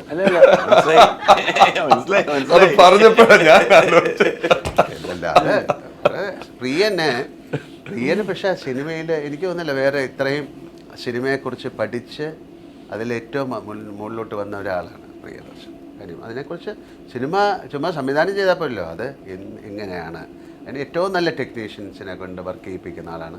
പ്രിയദർശൻ്റെ സിനിമയിൽ അഭിനയിക്കാൻ ആഗ്രഹമുള്ള ഇന്ന് ഇന്ത്യയിൽ ഒരുപാട് നടന്മാരുണ്ട്. അദ്ദേഹം അത് കൾട്ടിവേറ്റ് ചെയ്തെടുത്താണ്. അല്ല, കാര്യം വേറെ സിമ്പിളാണ്. അതായത് നമ്മൾ സിനിമ തുടങ്ങുന്ന ഒരു 2C ക്യാമറയിൽ നിന്ന് ഇന്ന് എവിടം വരെ വന്ന് നിൽക്കുന്നു, അനലോഗിൽ നിന്ന് ഡിജിറ്റലായി. അപ്പോൾ ഇതിൻ്റെ കൂടെ നമ്മുടെ കൂടെയുള്ളവരും വളർന്നാൽ മാത്രമേ അടുത്ത ജനറേഷനോട് നമുക്ക് കിടപിടിച്ച് നിൽക്കാൻ പറ്റുള്ളൂ. സോ ആകെ ഇപ്പോഴും സിനിമ പഠിക്കുകയാണ്. Every day it's changing. So നമ്മളതിൻ്റെ കൂടെ അതിനെക്കുറിച്ചുള്ള ബോധം ഉണ്ടായിക്കൊണ്ടിരുന്നില്ലെങ്കിൽ നമ്മൾ പുറകിലേക്ക് നമ്മുടെ മുമ്പിലേക്ക് മറ്റുള്ളവർ കയറിപ്പോകും. അത് മാത്രമല്ല, വേറുന്നുണ്ട്. അതിനുവേണ്ടി മാത്രമല്ല, നമുക്ക് താല്പര്യവും കൂടെ ഉള്ളത് കൊണ്ട് തന്നെയാണ് അതിനെക്കുറിച്ച് പഠിക്കുന്നതും. ഞാൻ പറയുന്നുണ്ട്, അവസാനത്തെ സിനിമ ചെയ്യുമ്പോഴും ഞാനൊരു ഫിലിം സ്റ്റുഡൻ്റ് ആയിരിക്കും. അങ്ങനെ പറ്റില്ല. നമുക്ക് ഇപ്പോൾ ഈ അഭിനയിക്കുന്ന കാര്യത്തിലൊക്കെ ഓരോ ദിവസം പുതിയ അപ്പോൾ ഈ സിനിമ എങ്ങനെ ഉണ്ടായെന്നുള്ളത് പറയാനാണെങ്കിൽ, ഞങ്ങൾ രാജീവ് കുമാറായിട്ട് ഒരുപാട് ഷോകൾ ചെയ്തിട്ടുണ്ട്, കഥയാട്ടം വരെ. അത് കഴിഞ്ഞിട്ട് ഞാൻ പറഞ്ഞു നമുക്ക് എന്തെങ്കിലും ഒരു സ്റ്റേജിൽ ചെയ്യാമെന്ന് പറഞ്ഞപ്പം ആരും ചെയ്യാത്തൊരു കാര്യം ചെയ്യുമ്പോഴാണല്ലോ ഒരു ത്രില്ലുണ്ടാകേണ്ടത്. ഈ സംസ്കൃത നാടകം പറഞ്ഞ പോലെ അങ്ങനെ ഒരു 3D പ്ലേ ആരും ചെയ്തിട്ടില്ല, കണ്ണാടി വെച്ച് കാണണം. അങ്ങനെ ചെയ്യാൻ പറ്റുമെന്ന് വെച്ചാൽ അപ്പോൾ അതിൻ്റെ പോസിബിലിറ്റി അന്വേഷിച്ചാൽ ചെയ്യാൻ പറ്റും. അതിന് സാധ്യതയുണ്ട്. ഫുൾ അങ്ങനെ ആയിരിക്കില്ല, പക്ഷേ ഇടയ്ക്ക് കണ്ണാടി വെച്ച് കണ്ടു കഴിഞ്ഞാൽ 3D ചെയ്യാം. അങ്ങനെ ആ 3D ആദ്യമായിട്ട് ഉണ്ടാക്കിയത് ജിജുവാണ്, നവോദയാണ്. ഞങ്ങൾ അവിടെ പോയി നമുക്കിതിൻ്റെ ഒരു പോസിബിലിറ്റി ഒക്കെ ചെയ്യാമെന്ന് പറഞ്ഞപ്പോൾ അത് അന്വേഷിച്ചപ്പോൾ ചെയ്യാൻ പറ്റും. പക്ഷെ അതിൻ്റെ കോസ്റ്റ് ഭയങ്കര കാര്യമാണ്. ഒരു സ്ഥലത്ത് ചെയ്ത് കഴിഞ്ഞിട്ട് പിന്നെ ഇത് രണ്ടാമത് ചെയ്യുകയാണെങ്കിൽ അത്രയും കോസ്റ്റാവും. ഇതെല്ലാം കൂടെ എടുത്തുകൊണ്ട് പോയി അങ്ങനെയൊക്കെ ചെയ്യാൻ പറ്റില്ല. അതിൻ്റെ ടെക്നിക്കൽ ടേംസാണ്. അപ്പോഴാണ് അദ്ദേഹം പറഞ്ഞത് അദ്ദേഹത്തിൻ്റെ ഒരു സബ്ജക്റ്റ് ഉണ്ട്, അത് 3D ചെയ്യാൻ പറ്റുന്നതാണ്. 3D സിനിമ എനിക്ക് തോന്നുന്ന മൈ ഡിയർ കുട്ടിച്ചാത്തൻ കഴിഞ്ഞിട്ട് ശിവ കാ ഇൻസാഫ് അങ്ങനെ എന്തോ ട്രൈ കുറച്ച് സിനിമകൾ സക്സസ്ഫുൾ ആയില്ല. സക്സസ്. അങ്ങനെയാണ് ഈ ഒരു സിനിമയുടെ കഥയിലേക്ക് വരുന്നത്. ഒരു കഥയായി. അപ്പോൾ അദ്ദേഹം പറഞ്ഞു നവോദയയിൽ വീണ്ടും നമ്മുടെ ഒരു കരിയർ തുടങ്ങുന്ന അവിടെ നിന്ന് തന്നെയാണ്, വേറൊരു മുഖം. അതൊക്കെ ഒരു ഭാഗ്യമായിട്ടാണ് ഞാൻ പറയുന്നത്. അപ്പോൾ ഇതാരെ സംവിധാനം ചെയ്തെന്ന് പറഞ്ഞപ്പോൾ ഞാൻ ജിജു അദ്ദേഹത്തിന് പറഞ്ഞു. പുള്ളി പറഞ്ഞു ഞാനിത് ചെയ്യില്ല, ഇത് കഴിഞ്ഞിട്ടുള്ളൊരു സിനിമയാണ് ചെയ്യാം. അപ്പം ഞാൻ ആലോചിച്ചു, അങ്ങനെയാണെങ്കിൽ ഒരുപാട് പേരുടെ പേര് മനസ്സിൽ വന്നപ്പോൾ നമ്മളാണിത് പ്രൊഡ്യൂസ് ചെയ്യുന്നത്, ഇതിനെന്തെങ്കിലും കുഴപ്പമായി കഴിഞ്ഞാൽ അത് എങ്ങനെയാണ് ഒരു സിനിമ ചെയ്യാൻ പോയല്ലേ 3D എന്ന് പറയുന്നത്. അങ്ങനെ ഞാൻ പറഞ്ഞു എന്നാൽ പിന്നെ ഞാൻ ചെയ്യാം, കാര്യം അത് ആരും ചെയ്യാത്തൊരു കാര്യം ചെയ്യുന്നതിൻ്റെ രസമാണ്. അങ്ങനെയാണ് ആ സിനിമ തുടങ്ങിയത്. ആ സിനിമയുടെ പിന്നെ എന്താണ് അതിൻ്റെ ഫൈനൽ മിക്സിങ് ഇപ്പോൾ പ്രിയൻ്റെ തിയേറ്ററിൽ നടന്നുകൊണ്ടിരിക്കുകയാണ്, സ്റ്റുഡിയോയിൽ നടക്കുകയാണ്. അപ്പോൾ ആ സിനിമ അത് വലുതായി. അതിൻ്റെ വെളിയിൽ നിന്നുള്ള ഒരുപാട് ആക്ടേഴ്സ് വന്നു. സുരേഷിൻ്റെ മകൾ വരെ അതിൽ വർക്ക് ചെയ്തു, അസോസിയേറ്റ് ഡയറക്ടറായിട്ട്. സുരേഷിനെ പോലെ തന്നെ അല്ല, കണ്ടിന്യൂക്കെ തെറ്റിക്കും. ഇല്ല, അവരൊക്കെ ഭയങ്കരമായിട്ട് വർക്ക് ചെയ്ത ആൾക്കാരാണ്. അവരൊക്കെ അങ്ങനെ വെയിറ്റ് ചെയ്യാണ് ആ സിനിമ കാണാൻ. അത് നന്നായി വന്നിട്ടുണ്ടെന്നാണ് കാര്യം. അതൊരു വലിയ ചലഞ്ചാണ് എടുത്തിരിക്കുന്നത്. ആ 3D എന്ന് പറയുന്ന അതിൽ വന്ന് ഇപ്പോൾ സന്തോഷ് ശിവനാണ് വർക്ക് ചെയ്തിരിക്കുന്നത്. അവരുടെയൊക്കെ ആദ്യത്തെ സിനിമയാണ് ആ 3D ചെയ്യുന്ന ആൾക്കാരുടെ ആ ഒരു ഗ്രൂപ്പിൻ്റെ. അതെ, ആദ്യത്തെ 3D ഒന്നും സന്തോഷ് ചെയ്തില്ല. ആ സിനിമ 40 വർഷം കഴിഞ്ഞിട്ടാണ് ഒരു 3D സിനിമ ഉണ്ടാകുന്നത്. അപ്പോൾ അതിലേക്ക് നമ്മൾ പ്രിയൻ പറഞ്ഞ പോലെ ഏറ്റവും നല്ല ആൾക്കാരെ കൊണ്ടുവരാൻ ശ്രമിച്ചു. അതിൻ്റെ ആക്ടേഴ്സൊക്കെ പുറത്തുനിന്നാണ്, സ്പെയിനിൽ നിന്ന്, പോർച്ചുഗലിൽ നിന്ന്, ഗ്രീസിൽ നിന്ന്, UK എന്നൊക്കെ ഉള്ളതാണ്. അപ്പോൾ അതിൻ്റെ മ്യൂസിക് ചെയ്യാൻ നമ്മൾ ഹോളിവുഡിൽ നിന്നാണ് ആൾക്കാർ വന്നിരിക്കുന്നത്. അപ്പോൾ ഇതിൻ്റെ സൗണ്ട് മിക്സ് ചെയ്യാൻ ഹോളിവുഡിൽ നിന്നാണ് വന്നിരിക്കുന്നത്. അങ്ങനെ ഒരു പാൻ ഇന്ത്യൻ സിനിമയായിട്ടത് മാറി. അതിൻ്റെ തമിഴ്, തെലുങ്ക്, ഹിന്ദി, കന്നഡ, മലയാളം അത് ഒരു ഇൻ്റർനാഷണൽ എക്സ്പോഷറുള്ള സിനിമയായിട്ട് വരാൻ സാധ്യതയുണ്ട്. ബറോസ് ഒരു ആനിമേറ്റഡ് ക്യാരക്ടറും ഒരു ലൈവ് ക്യാരക്ടറും ആയിട്ടുള്ള സിനിമ ഇന്ത്യയിൽ അങ്ങനെ വന്നിട്ടുണ്ടോ എന്ന് എനിക്കറിയില്ല. വന്നിട്ടില്ല. അപ്പോൾ ഒരു ആനിമേറ്റഡ് ക്യാരക്ടർ നമ്മുടെ കൂടെ സഞ്ചരിക്കുന്നുണ്ട്, പുറത്ത് കാണുന്നത് പോലെ. പിന്നെ നമ്മൾ പറയാവുന്നത് ഇപ്പോൾ ഒരുപാട് സിനിമകൾ ആദ്യം സംവിധാനം ചെയ്യുമ്പോൾ ഒരു ഭയങ്കര ആക്ഷൻ സിനിമ എടുക്കാം, അല്ലെങ്കിൽ ഇതിൻ്റെ പോസിബിലിറ്റി വെച്ചിട്ട് ഒരുപാട് ഒരു കമേഴ്ഷ്യൽ ആസ്പെക്റ്റ് എന്നുള്ള രീതിയിലല്ല ഞാൻ പറയുന്നത്. പക്ഷേ നമ്മൾ ചെയ്യാൻ പോകുന്ന വളരെ ചിൽഡ്രൻ ഫ്രണ്ട്ലി ആയിട്ടുള്ള ഒരു സിനിമയിലേക്കാണ് എൻ്റെ ലാൻഡിങ്. ഇത് കഴിഞ്ഞ ഉടനെ വേറെ സിനിമയൊന്നും എടുക്കുകയാണോ അങ്ങനെയൊന്നും ചോദിച്ചിട്ട് കാര്യമില്ല. ഈ സിനിമ വളരെ ഡിഫറെൻ്റ് ആയിട്ടുള്ളൊരു ഫിലിമായിട്ട് മാറുമെന്നാണ് ഞാൻ വിചാരിക്കുന്നത്. അതിലെ ഒരു 3D എന്ന് പറയുന്നത് തന്നെ ഒരു കണ്ണാടി വെച്ച് കാണുക. പിന്നെ അതിൽ തിരഞ്ഞെടുത്തിരിക്കുന്ന സബ്ജക്റ്റ് അങ്ങനത്തെയാണ്, ഒരു ഫാൻറ്റസിയാണ്, ഒരു ഫാൻറ്റസി എലിമെൻ്റുള്ള സിനിമയാണ്. അപ്പം അത് നന്നായിട്ട് വരട്ടെ എന്ന് പ്രാർത്ഥിക്കാം. നമ്മളപ്പോൾ എന്ന് റിലീസ് അതാണ് ആ പ്രൊഡ്യൂസർ എന്നുള്ള രീതിയിൽ റിലീസ് ഇപ്പം നമ്മൾ പറഞ്ഞ ഡേറ്റുകളൊക്കെ മാറി പല കാരണങ്ങളാൽ. ഇപ്പോൾ തൽക്കാലം ഇപ്പോൾ റിലീസ് ഡേറ്റ് പറയുന്നില്ല. നമുക്ക് ആ സിനിമയെ ഒരു നല്ലൊരു പ്രോഡക്റ്റ് ഉള്ളപ്പോൾ അതിനെ കുറച്ചുകൂടെ ഏറ്റവും ബെറ്റർ ആക്കാനുള്ള ശ്രമമാണ്. അപ്പോൾ ആ ശ്രമത്തിൻ്റെ കൂടെ നിൽക്കുമല്ലോ. പിന്നെ TK രാജീവ് കുമാറിൻ്റെ കാര്യം പറഞ്ഞു, കഥയാട്ടം പറഞ്ഞു. അപ്പോൾ ലാലേട്ടനെ ഞാൻ അടുത്ത് കാണുന്നത് കഥയാട്ട വേദിയിലാണ്. മലയാള മനോരമ സംഘടിപ്പിച്ച പരിപാടി, ഞാനന്ന് അവിടെയുണ്ട്. രാജീവേട്ടൻ്റെ ഞാൻ പറഞ്ഞാറുണ്ടല്ലോ, 2 ദിവസം ഹോട്ടലിൽ താമസിച്ചു, ബോറടിക്കണമെന്ന് പറഞ്ഞാൽ അത് ചെക്കൗട്ട് ചെയ്തിട്ട് ഫ്ലാറ്റിലേക്ക് വന്നു. പിന്നെ ഈ യാത്രകൾ. അപ്പം ഞാനിങ്ങനെ ഇപ്പോൾ കർണഭാരത്തെക്കുറിച്ച് പറഞ്ഞ ഒരു പ്രാക്ടീസ് ചെയ്ത് ഒരു നാടകം, ഇത് 10 പ്രഗത്ഭരുടെ 10 കഥാപാത്രങ്ങൾ, ഇതായിരുന്നു കഥയാട്ടം. ഒറ്റ സ്ട്രെച്ച് നിമിഷം 100 നോവലുകളിൽ നിന്ന് 10 കഥാപാത്രങ്ങളെ എടുത്തിട്ട് അതെന്താ ആ ഒരു എക്സ്പീരിയൻസ്, ആ ഒരു ചാലഞ്ച്, അത് കട്ട് ഒന്നുമില്ല, വേഷം വരെ മാറുകയാണ് നിമിഷം കൊണ്ട്. കഥയാട്ടം കരയാനൊരു വൈകാരികമായ അംശമുണ്ട്. നമ്മളെ പിന്നെ കേരളത്തിലും പിന്നെ ഇന്ത്യയിൽ മുഴുവൻ ചെയ്തിട്ടുണ്ട്. ദുബായ്, ഇന്ത്യയിൽ മുഴുവൻ, ബാംഗ്ലൂർ, മദ്രാസ്, ഡൽഹി, പിന്നെ ദുബായ്. എന്താ പറയേണ്ടത്, അത് വേറൊരു ആക്ടറിനും കിട്ടാത്തൊരു ഭാഗ്യമല്ലേ. Basically, how do you feel the difference between performing in a stage and performing in front of camera in a film? That is a very അത് ആക്ച്വലി ഒരു ആക്ടേഴ്സിന് അതിനൊരു ഉത്തരം പറഞ്ഞാൽ ഇനി വരുന്ന ആക്ടേഴ്സിനൊക്കെ എല്ലാ നെക്സ്റ്റ് ജനറേഷൻ ഒരു ഇൻസ്പിറേഷൻ ആയിരിക്കും. കറക്റ്റായിട്ട് അതിനെ ഒന്ന് ഡിഫൈൻ ചെയ്യാൻ പറ്റും.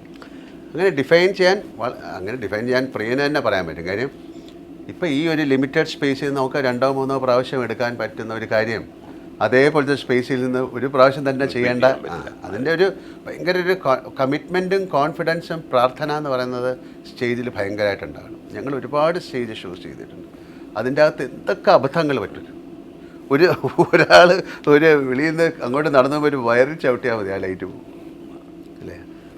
ഇത് കഥയാട്ടെന്ന് പറയുന്നത് 100 വർഷങ്ങളിലെ ലിറ്ററേച്ചറിൽ 100 നോവലെടുത്തിട്ട് അതിലെ 10 കഥാപാത്രങ്ങളിൽ നമ്മൾ ചെയ്തിരിക്കുന്നത് 1 മണിക്കൂറിനുള്ളിലാണ്. അപ്പോൾ അത് ഏറ്റവും പ്രഗത്ഭരായ എഴുത്തുകാരുടെ ചിലതൊക്കെ സിനിമകളായിട്ടുണ്ട്. അപ്പോൾ അത് ഒരു നേരത്തെ പറഞ്ഞ പോലെ ഒരു ഡിസ്റ്റീൻഡ് ആയിട്ടുള്ള കാര്യമാണ്.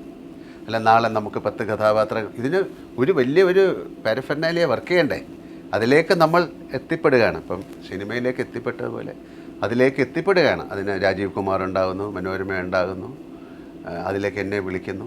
അപ്പം ഞാൻ എനിക്ക് പറ്റില്ല എന്ന് പറഞ്ഞു കഴിഞ്ഞാൽ കഴിയുന്നു. പക്ഷെ അതൊരു ചലഞ്ചെന്ന വാക്ക് ഞാൻ ഉപയോഗിക്കുന്നില്ല. അതിലേക്ക് പോയിട്ട് അത് തെറ്റരുതേ എന്നുള്ളൊരു പ്രാർത്ഥനയോടുകൂടിയാണ് കയറുന്നത്. പലപ്പോഴും നമ്മൾ സ്റ്റേജിലേക്ക് നമ്മുടെ കൂടെയുള്ള ആൾക്കാർ ഓടി വരും മുണ്ടൊക്കെ ഉടുപ്പിക്കാൻ. കാര്യം അത്ര സമയമുള്ളൂ അത് മാറിപ്പോൾ.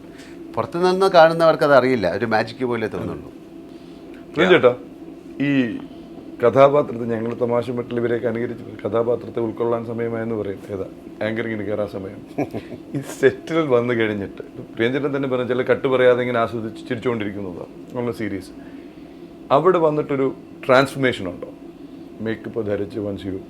അങ്ങനൊന്നുമില്ല. കാര്യം പലപ്പോഴും ചില സമയങ്ങളിൽ ഞാൻ ലാലിൻ്റെ അടുത്ത് പറയും ഫസ്റ്റ് ടേക്ക് തന്നെ ഓക്കെ ആക്കണം എന്ന് വെച്ചാൽ ഇതിനൊരു സെക്കൻഡ് ടേക്കിന് പ്രിപ്പയർഡ് അല്ല. സോ അതുകൊണ്ട് എല്ലാ കാര്യങ്ങളും നമ്മൾ കെയർഫുള്ളായിരിക്കും ആ സമയത്ത്. ചില സീക്വൻസ് എടുക്കുമ്പോഴേക്കും വളരെ നാണം കെട്ട അഭിനയമാണ് ചെയ്യാൻ പോണത്, അതുകൊണ്ട് 2ാമത്തെ പ്രാവശ്യം റിപ്പീറ്റ് ചെയ്യാൻ പറ്റില്ല എന്ന് പറയും. അത് അങ്ങനെ പറയുന്ന വളരെ കുറച്ച് സമയങ്ങളുണ്ടാവും. പക്ഷേ കഴിയുന്നത് മാത്രമല്ല, ഇംപ്രവൈസേഷൻ എന്ന് പറയുന്നത് നമ്മളൊരു കോൺഷ്യസ് ആയിട്ടൊന്നും ഇങ്ങനെ മാറ്റി നിങ്ങളിങ്ങനെ ചെയ്യുന്നു അങ്ങനെയൊന്നുമില്ല. അത് മറ്റേ ആക്ടറുമായിട്ടുള്ള ഇൻട്രാക്ഷനിൽ വരുന്നത് പോലെ ചെയ്തു പോകുന്നതല്ലാതെ അതെങ്ങനെ ചെയ്തു എന്ന് ഇപ്പം തന്നെ കിലുക്കത്തിൽ പലരും ചോദിച്ചിട്ടുണ്ട്. ഈ വട്ടാണല്ലേ എന്ന് പറഞ്ഞ സാധനം എങ്ങനെയാണ് ചെയ്തത് എനിക്കറിയില്ല. ലാലിനോട് ചോദിച്ചാൽ ലാലിനും അറിയില്ല. അപ്പോൾ ചെയ്തു, അത്രയേ ഉള്ളൂ. അത് 100 പേര് ചോദിച്ചിട്ടുണ്ട് എന്നോട്, എങ്ങനെയാണത് ചെയ്തത്. എങ്ങനെ ചെയ്തതെന്ന് വെച്ചാൽ ഡയലോഗ് കൊടുത്തു, ലാൽ പറഞ്ഞു. ഇപ്പം ലാലിനോട് ചോദിച്ചാലും ലാൽ പറയും. അപ്പോൾ എനിക്ക് തോന്നി അങ്ങനല്ലേ പറയാൻ പറ്റുള്ളൂ. അങ്ങനെ പറയാൻ പറ്റൂ. അല്ല, അങ്ങനെ അതാണ് സത്യം, നമുക്കറിയില്ലല്ലോ. അപ്പോൾ ആ സമയത്ത് നമ്മളിലേക്ക് എന്തോ ഞാൻ പറഞ്ഞിട്ടുണ്ട്, നമ്മൾ വിചാരിക്കും ഇതെല്ലാം നമ്മളാണ് ചെയ്യുന്നത്. നമുക്കറിയാത്ത ഒരു അദൃശ്യ ശക്തി ഉണ്ടെന്നാണ് ഞാൻ വിശ്വസിക്കുന്നത്, എക്സ്റ്റേണൽ ഫോഴ്സ്. അതുകൊണ്ടാണല്ലോ നമ്മൾ ദൈവമേ എന്തിനാണ് ഒരു ഷൂട്ടിംഗ് തുടങ്ങുന്നതിന് മുമ്പ് പ്രാർത്ഥിക്കുന്ന, അല്ലെങ്കിൽ അത് ഹെൽപ്പ് മീ എന്നാണ്. അല്ലാതെ ദൈവമേ ഇത് ഏറ്റവും വലിയ സിനിമയാണെന്നൊന്നും ഞാൻ പറയില്ല. ഒരാളെ എന്നെ ഒന്ന് ഹെൽപ്പ് ചെയ്യുമോ എന്ന് ചോദിച്ചാൽ നമുക്ക് പറ്റൂലെങ്കിൽ പറ്റൂല എന്ന് പറയാം, അല്ലെങ്കിൽ ഹെൽപ്പ് ചെയ്യാം. നമ്മൾ ചോദിക്കുന്ന നേച്ചറിനോടോ അല്ലെങ്കിൽ സോ കോൾ നമ്മൾ ഇഷ്ടപ്പെടുന്ന ഏതെങ്കിലും ഒരു രൂപമുള്ള ആൾക്കാരോട് എന്നെ ഒന്ന് ഹെൽപ്പ് ചെയ്യണം എന്ന് പറഞ്ഞിട്ട് തുടങ്ങുന്നതിന് കുഴപ്പമൊന്നുമില്ല. ഒരു പ്രെയറാണ്. അത് ഹെൽപ്പിങ് മ്യൂച്വലായിട്ടും ഉണ്ട്. ഞാനിപ്പോൾ നന്നായിട്ട് പറയാം, താൻ ആരാണെന്ന് തനിക്ക് അറിയാൻ പറ്റില്ലെങ്കിൽ താൻ എന്നോട് ഈ സാധനം പപ്പുവേട്ടന് കിട്ടുന്നില്ല. പപ്പുവേട്ടന് കിട്ടാതിരുന്നതിന് ആക്സിഡൻറ്റ് ലാൽ പറഞ്ഞ ചേട്ടാ കാണാതെ പഠിക്കാതെ അതിനൊരു അർത്ഥമുണ്ട് എന്ന് പറഞ്ഞ് ഇങ്ങനെയെന്ന് പറഞ്ഞിട്ട് പിന്നീട് ഞാൻ ആ ക്ലോസിൽ ഇപ്പുറത്ത് ലാൽ പറഞ്ഞു ഇങ്ങനെ പറഞ്ഞു കൊടുക്കേണ്ടി വന്നു. പക്ഷെ എന്താണെന്ന് വെച്ചാൽ പുള്ളിക്ക് കാണാതെ പഠിക്കാൻ ശ്രമിച്ചു പുള്ളി. അത് എന്താണ് പറഞ്ഞത്, ആക്ടേഴ്സ് അങ്ങോട്ടും ഇങ്ങോട്ടും സഹായിക്കുന്നൊരു സെറ്റപ്പ് അങ്ങനെയൊക്കെ ഉണ്ട്. ഈഗോ ഉള്ള ആർട്ടിസ്റ്റുകളിൽ നിന്ന് പണ്ട് അയാൾക്ക് ആ ഡയലോഗ് കൊടുക്കാൻ പാടില്ല, അയാൾക്കാർ ഇന്ന് വരെ അങ്ങനെ ഒരു വാക്ക് പറയുന്നതായിട്ട് ഞാൻ ലാലിന് ചിലപ്പോൾ ലാൽ പറയും ആ ഡയലോഗ് അയാൾ പറയട്ടെ. എന്നോട് മുകേഷ് കണ്ണ് നിറഞ്ഞ് പറഞ്ഞിട്ടുണ്ട് ബോയിങ് കഴിഞ്ഞിട്ട്, ജീവിതത്തിൽ ആദ്യമായിട്ടാണ് ഒരു നടൻ എന്നെ സഹായിക്കുന്ന അഭിനയിക്കാൻ എന്ന് പറഞ്ഞിട്ടുണ്ട്. കാര്യം പുള്ളിയുടെ ഒരു എക്സ്പീരിയൻസ് ഞാൻ നാടകവും കൂടെയാണ്. നാടകത്തിൽ ഈ ഉൾപ്പോര് വളരെ കൂടുതലാണ്. ആദ്യമായിട്ടാണ് ഒരു നടൻ എന്നെ സഹായിക്കാൻ ബിക്കോസ് അതെന്താ നമ്മൾക്ക് നമ്മളെക്കുറിച്ചൊരു കോൺഫിഡൻസ് ഉണ്ടെങ്കിൽ മറ്റുള്ളവരെ കുറിച്ച് ഭയപ്പെടേണ്ട കാര്യമില്ല. അത് ഞാൻ എപ്പോഴും ലാലിൻ്റെ ഒരു വലിയ ക്വാളിറ്റി ആയിട്ട്, ഇതൊരു സുഹൃത്തായതുകൊണ്ട് പൊക്കി പറയല്ല, അതൊരു ക്വാളിറ്റി ആയിട്ട് ഞാൻ കണ്ടിട്ടുള്ള കാര്യമാണ്. I am very confident about me. You do whatever you want. I think that is what made him a great actor of this country. ഒരു കുസൃതി ചിരി വന്ന് ഏതാണ്ട് പറയാൻ വന്ന പ്രൊഡ്യൂസർ. ഇല്ല, അത് മുകേഷിൻ്റെ ഒരു ബ്രേക്കായിരുന്നു ആ ഫിലിം. മുകേഷിന് കിട്ടിയ ഒരു വലിയ ബ്രേക്കായിരുന്നു. എന്ന് വെച്ചാൽ മുകേഷ് ശരിക്കും നമ്മൾ തിരുവനന്തപുരത്ത് നമ്മുടെ പടത്തിൽ അഭിനയിക്കാൻ വന്നിട്ട് 10 ദിവസത്തോളം ഇവിടെ താമസിച്ച് അഭിനയിക്കാൻ വയ്യാതെ തിരിച്ചു പോയൊരു ചരിത്രമൊക്കെ ഉണ്ട് പണ്ട്. അപ്പോൾ അങ്ങനെയൊക്കെ പറ്റിയിട്ട് ഇപ്പോൾ ബലൂണൊക്കെ കഴിഞ്ഞിട്ടുള്ള സമയത്ത് ഞങ്ങളുടെ കൂലി എന്ന് പറഞ്ഞ സിനിമയിൽ അഭിനയിക്കാനായിട്ട് വന്ന് 15 ദിവസം ആ പങ്കജ് ഹോട്ടലിൽ താമസിച്ചിട്ട് അഭിനയിക്കാനോ ഒന്നും പറ്റാതെ പോയി. പിന്നെ അത് കഴിഞ്ഞിട്ട് എനിക്ക് ഓർമ്മയുണ്ട്, ഞാൻ ആ ഒരു സിനിമ ശരിക്കും എനിക്ക് തോന്നുന്നത് മണിയമ്പിള്ള എങ്ങാണ്ട് ചെയ്യാൻ വെച്ചിരുന്ന റോളാണ് ലാലിന് ഓപ്പോസിറ്റായിട്ട്. പ്രിയൻ എന്നിട്ട് അത് മാറ്റിയാണ് മുകേഷിന് ആ റോള്. അതിന് മുമ്പ് അത് മുകേഷിനും നല്ലൊരു ബ്രേക്കായിരുന്നു. അതിലാണ് ശ്രീനിവാസൻ സ്ക്രിപ്റ്റ് എഴുതി വന്നത്. ഇതുപോലെയാണ് പ്രിയനെ പോലെ തന്നെയാണ് ശ്രീനിവാസൻ. ഒരു സ്ക്രിപ്റ്റും സമയത്തിന് എഴുതൂല. പ്രിയൻ്റെ വെള്ളാനകളുടെ നാളെന്ന് പറഞ്ഞ പടത്തിന് സ്ക്രിപ്റ്റ് എഴുതുന്ന ഫാക്സ് ചെയ്താണ് കൊടുക്കുന്നത്. ഫാക്സ് അന്ന് ലൈറ്റ്നിങ് കോളാണ്. രാവിലെ ഫോൺ ചെയ്തിട്ട് അവിടുന്ന് ഗോപാലകൃഷ്ണൻ എഴുതിയെടുക്കും. അയാൾ അവിടെ വേറെ സിനിമ അഭിനയിച്ചുകൊണ്ടിരിക്കുകയാണ്. അങ്ങനെയാണ് ആ സിനിമ എടുത്തത്. പൊന്മുട്ടയിടുന്ന സാറാണ് അതെ, ആ പടത്തിന്. അത് അതിൻ്റെ സ്ക്രിപ്റ്റും പുള്ളിയാണ്, ഇതും അതാ. പിന്നെ അപ്പോൾ അങ്ങനെ ഇപ്പം പ്രിയനും ശ്രീനിവാസനും ഒക്കെ ഏകദേശം ഒരു ത്രാസിത്തുള്ളൂ എഴുത്തിൻ്റെ കാര്യത്തിൽ. അല്ല, ആ സിനിമയൊക്കെ ഭയങ്കരമായിട്ടിരുന്ന് ഡിസ്കസ് ചെയ്ത് എല്ലാം പ്ലാൻ ചെയ്ത് എഴുതി ഷൂട്ട് ചെയ്ത് ചിലപ്പോൾ ആ സിനിമ അങ്ങനെ മിക്കവാറും പ്രിയന്റെ ഒക്കെ പടങ്ങൾ അങ്ങനെ തന്നെയാണ് വന്നിട്ടുള്ളത്. സ്ക്രിപ്റ്റ് ഇത് കേട്ടിട്ട് ഇത് കേട്ടിട്ട് ആരും അനുകരിക്കാൻ നോക്കണ്ട. അല്ല, ഇപ്പൊ ശരിയാക്കി തരാൻ നേരത്തെ ഉണ്ടായിരുന്നാണ്. അല്ലല്ല, അതൊക്കെ ശ്രീനിവാസൻ എഴുതിയ തന്നെയാണ്. അതെ, അല്ല, ആ എഴുതിയതിനെ അദ്ദേഹം പറഞ്ഞ് പഠിപ്പിക്കുന്ന പലതരത്തിൽ വളരെ ഇപ്പൊ ശരിയാക്കി തരാന്ന് പറഞ്ഞാൽ കഴിഞ്ഞില്ലേ. അതിന്റെ ആ നീളലും കാര്യങ്ങളും ഇപ്പൊ അതാണ് പറഞ്ഞത്. നമുക്ക് അദ്ദേഹത്തിനെ പറ്റിയൊക്കെ എന്താ പറയാ, എഴുതുന്നത് മാത്രമല്ലല്ലോ, അതിനെ പെർഫോം ചെയ്യുന്നതും കൂടെയാണല്ലോ ഒരു സിനിമയുടെ സീക്വൻസിന് വില അതാക്കണം. ഞാൻ പെട്ടെന്ന് അങ്ങനെ പറഞ്ഞപ്പോൾ ആലോചിച്ച, ഞാനൊരു സിനിമ ചെയ്തുകൊണ്ടിരിക്കുമ്പോൾ ഞാൻ ഇങ്ങനെ നോക്കിയപ്പോൾ എൻ്റെ കൂടെ അഭിനയിച്ച 6-8 പേരുണ്ട്. ഞാൻ അവരുടെ എല്ലാവരുടെയും അച്ഛന്മാരായിട്ട് ഞാൻ അഭിനയിച്ചിട്ടുണ്ട്, അച്ഛനും അമ്മയുമൊക്കെ ആയിട്ട്. ഇപ്പം ഞാൻ നോക്കിയ പപ്പുവേട്ടൻ്റെ മകൻ എൻ്റെ കൂടെ അഭിനയിക്കുന്നു. മറ്റേതിപ്പോൾ ഞാൻ നോക്കിയപ്പോൾ അന്ന് ആരൊക്കെയാണ്, ഇപ്പം അമ്പലിച്ചേട്ടൻ്റെ അച്ഛൻ്റെ കൂടെ ഞാൻ അഭിനയിച്ചിട്ടുണ്ട്, വിജയരാഘവൻ്റെ അച്ഛൻ്റെ കൂടെ ഞാൻ അഭിനയിച്ചിട്ടുണ്ട്, മുകേഷിൻ്റെ അമ്മയുടെ കൂടെ ഞാൻ അഭിനയിച്ചിട്ടുണ്ട്.